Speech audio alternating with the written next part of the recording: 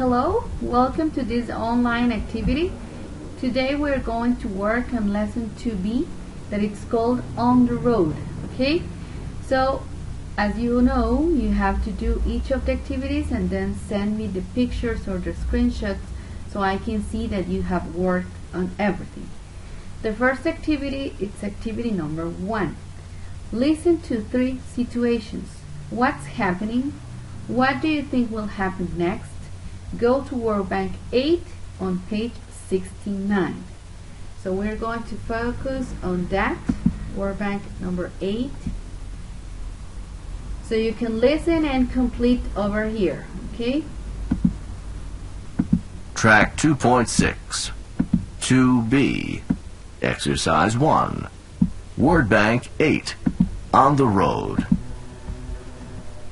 Megan put on her seatbelt and turned the steering wheel. She stopped for a pedestrian. And after that, she got stuck in traffic. Oh no! She was late, so she passed another car and went through a red light. Then she skidded across the road and had an accident. Finally, she parked in a reserved parking space and got a parking ticket. Ah! What a day.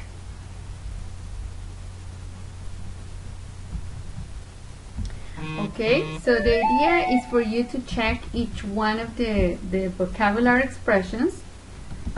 Si tuvieran duda de alguno, podemos buscar, ¿verdad? Son los que tenemos por acá. Yo diría que algunos que podrían ser un poquito más difíciles sería probablemente este, skid across the road, que es como deslizarse en la carretera. Probably get stuck in traffic, que es quedar detenido o parada en el tráfico, ¿verdad? And if you have another question, please try to look for the word or expression. Then we have to go back to the lesson to be, and in here you're going to work on activity number 3. It says, try to remember the adverbs Diana uses. Check one in each pair. Entonces vamos a escucharlo y van a ir chequeando cuáles son los adverbs que ella menciona, ¿sí? Ok.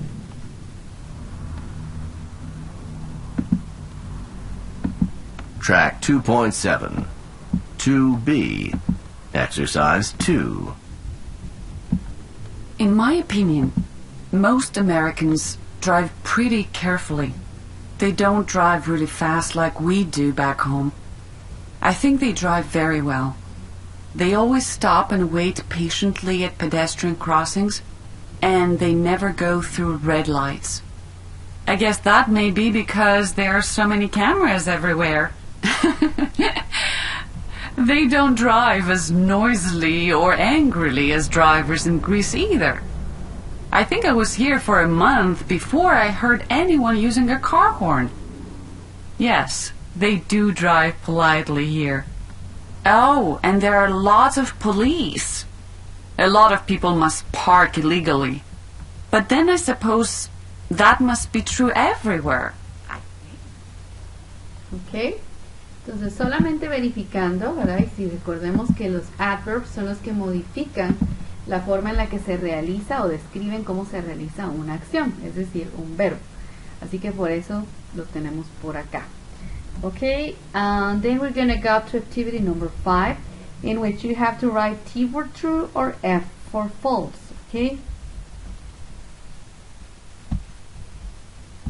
Track 2.8, 2B, Exercise 5. So, you've been a driving instructor for nearly 20 years now, haven't you, Peter? Is it an easy career to start in? I think it's probably easier now than it was when I started. You have to get a dual-control car.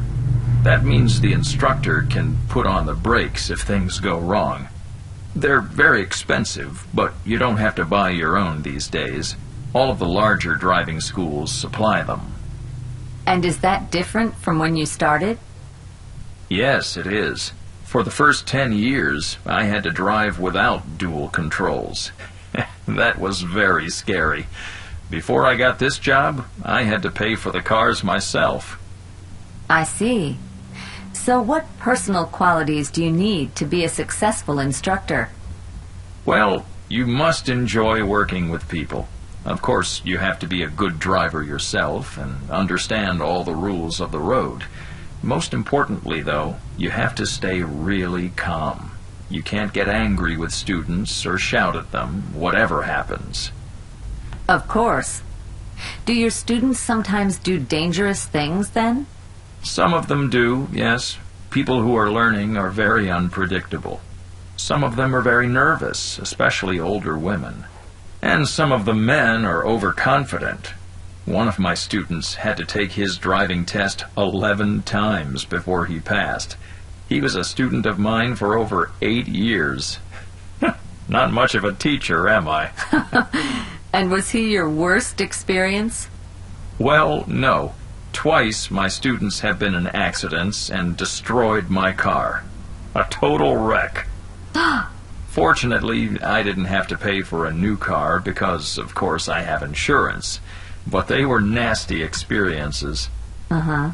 I hurt my back in the latest accident, and I've decided to retire in January. I'm taking a part-time office job instead. Oh. What do you think you'll miss about being a driving instructor? Probably the freedom, I think. I mean, I'll have to work 9 to 5 in my new job, and I'm not looking forward to that. On the other hand, I won't have to be in dangerous, stressful situations all the time at work, and that will be great. But I've met so many people and had some real adventures. I bet you have. Tell me more about the time when you're... Okay? And then you're gonna work on activity number 6, in which you have to match the sentences halves. Para esta podemos ver el audio script, ¿verdad? Que tenemos en la parte de atrás, page 108. The idea is to match each one of the halves, okay? Como recordarán, la idea es que ustedes puedan trabajar en los ejercicios, para hacerlo a conciencia, tomar sus fotos para enviar como constancia y luego verificar el resultado. Así que por acá tienen las respuestas. 3,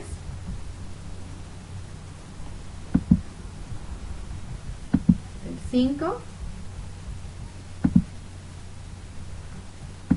y del 6.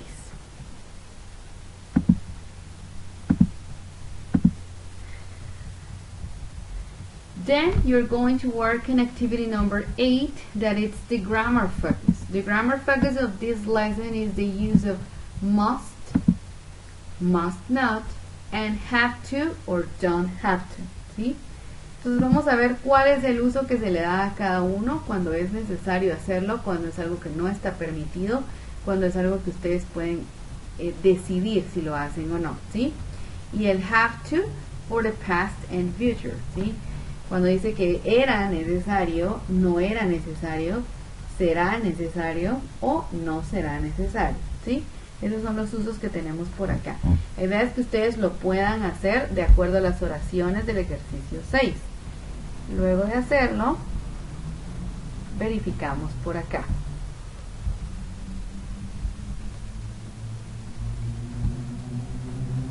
Y por último vamos a hacer unos ejercicios en la parte de atrás, page 87. In here we're going to work on exercises 1, 2, 3, and 4. Okay, the first one, exercise number 1, it's to complete the puzzle with the words or the descriptions that you have over here.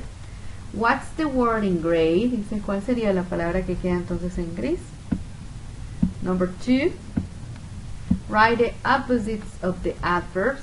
¿Sí? Los tenemos también dentro de la lección, los opuestos. 3, complete with the adverbial form of these words.